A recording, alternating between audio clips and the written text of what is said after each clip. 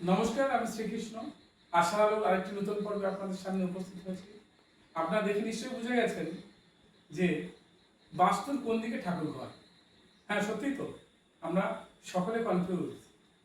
আমরা এত বড় বাড়ি, কারোর ছোট বাড়ি, আমরা ঠাকুর ঘর কোন দিকে রাখবো, আজকের এই মূল প্রতিপাদ্য বিষয়। আমরা সবাই চিন্তিত যে একটা বাড়ির মধ্যে বাথরুম কোন দিকে হবে, শোবার ঘর কোন দিকে, ঠাকুর ঘর কোন দিকে, বসার জায়গা কোন দিকে, দরজা কোন দিকে, জানালা কোন দিকে।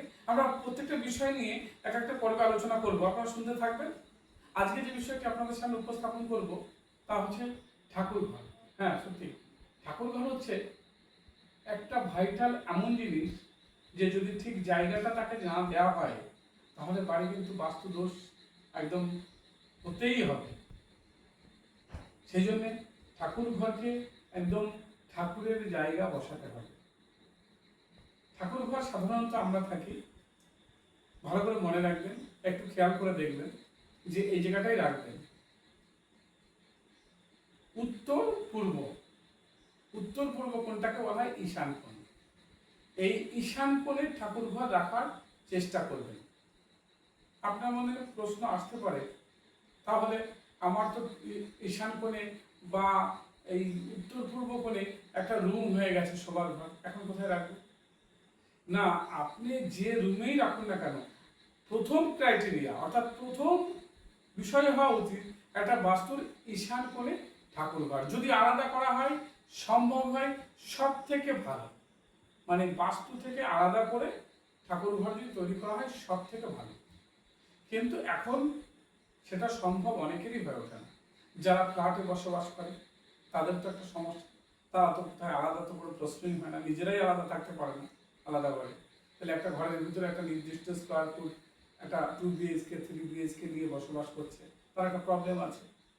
আবার যারা নতুন গৃহ বানিয়েছে, দেখা যাচ্ছে তার ইঞ্জিনিয়ারিং প্ল্যানে একদম কোনায় একটা নিজের বেডরুম খারাপ করে দিয়েছে বা রান্নাঘর করে দিয়েছে।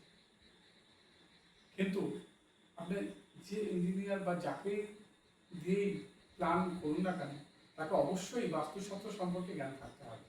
না হলে কিন্তু আপনি বৃহৎ বাড়ি বানিয়েও অনেক টাকা খরচ করেও আপনার জীবনে শান্তি এবং সুখ আসবে কি না আপনার কিন্তু প্রশ্নের সম্মুখে দাঁড় করিয়ে দেবেন।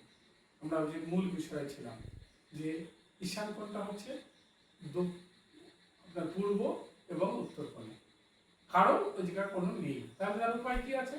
না, আপনি যেখানেই ঠাকুর রাখুন না কেন, যে রুমেই রাখুন না কেন, অবশ্যই সেই রুমের অন্তত একটু ঈশান কোণে রাখার চেষ্টা করবেন। তাহলে আপনার ওই বাস্তুতে বাস্তু দোষের থেকে একটু আপনি মুক্তি পেতে পারেন। তবে নির্দিষ্ট কিছু দিক আছে যে সেদিকে, যেমন আপনি পশ্চিম এবং উত্তর কোণে কখনো, ওটা দেবত্ব স্থান নয়, ওটা কখনোই ওখানে ঠাকুর স্থাপন করবেন না। বাকি অন্যদিকে যদিও করা যায়, তবে যেখানে করুন না কেন আপনাদের লক্ষ্য যেন থাকে ঈশান কোণ। এই ঈশান কোণই আপনাকে সুখ ও সমৃদ্ধি করতে সহায়তা করবে। আরেকটা বিষয় বলে রাখি যে একটা ঠাকুরের দেবত্ব স্থানে অনেক ঠাকুরকে রাখবেন না। এখন সব প্রচুর ঠাকুর থাকলে পরে এটা স্বাভাবিক, দেবতাদের ভিতরে কনফিউজ হয়ে যাবে।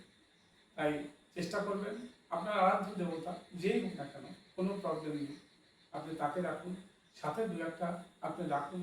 কিন্তু তা বলে আমি অনেক দেখেছি প্রচুর ঠাকুর রেখে দিয়েছে, প্রচুর ঠাকুরকে পুজো দেওয়া, এটা মানে যুক্তিসম্মত নয়। যদিও তার যুক্তিতে হয়তো ঠিক লেগেছে, কিন্তু আমরা যতটুকু ক্ষুদ্র জ্ঞান অর্জন করেছি শাস্ত্র পড়ে, তাতে একটা জায়গায় অনেক দেবতাদের বসবাসের জায়গা করা উচিত না। যাকে আমরা তাহলে আজ পরিষ্কার হলো যে কোন দিকে আমাদের দেবত্ব স্থান, আপনারা চেষ্টা করবেন সেদিকে ঠিক রাখার জন্য। আর আমরা নতুন কোনো পর্বে আবার কোনো বিষয় নিয়ে আমরা উপস্থিত থাকব। ততক্ষণ সবাই ভালো থাকবেন। আর ফেসবুক, ইউটিউব আপনারা দেখতে থাকুন। আপনাদের মনোগ্রাহী কোনো অনুষ্ঠান আমরা নিয়ে হয়তো হাজির হব। আর কমেন্ট সেকশানে আপনারা ভুলবেন না আপনার কোন অনুষ্ঠান ভালো লাগে সেই বিষয়ে আপনাকে আমরা চেষ্টা করব সেই অনুষ্ঠান উপহার দেওয়ার জন্য। সকলকে ধন্যবাদ।